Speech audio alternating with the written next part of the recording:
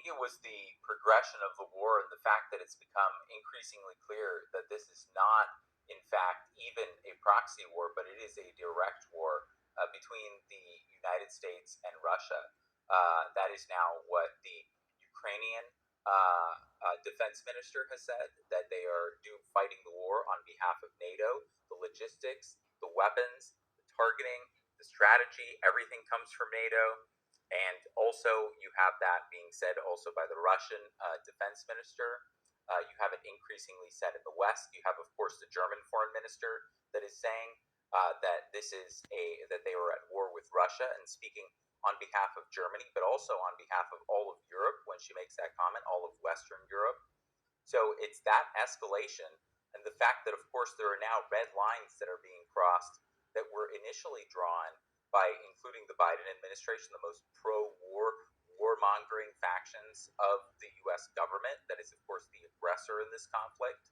The fact that just a few months ago, they were saying to send tanks, are you crazy? That would be a third world war. And yet here we are with tanks being deployed from the United States, from many different countries across Europe, including, most absurdly and ironically, Germany, being deployed from Germany. Who thought that we would see German tanks again being deployed towards Russia to fight Russia?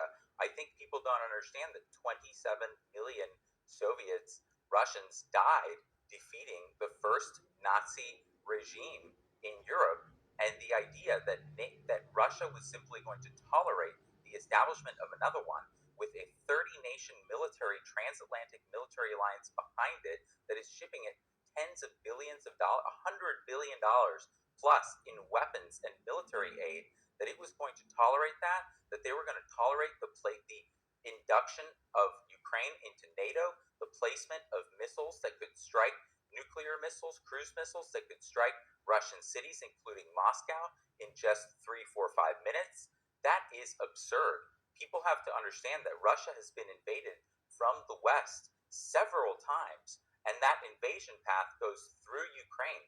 There is a historic generational memory in Russia of the First World War, the Second World War, what was done to them during the 90s with the absolute devastation, the fact that Russia's domestic product crashed by 50% with the Yeltsin administration that was essentially installed by the United States. That's why Putin has a 70-80% favorability rating while fighting this war, and that's why he calls it existential. And it's not just Putin, it's all of Russia, it's the Kremlin that agrees with this. No Western country, the United States, the UK, any country in Western Europe could draft hundreds of thousands of people to fight a war without facing a revolution. And yet you see that the leadership in Russia is able to do that because they correctly have assessed, with the agreement of the Russian people, that this is an existential war being waged by the United States, UK, and all of NATO against them, with the explicit goal of balkanizing Russia, of cutting it up into multiple different countries, and deposing their leadership.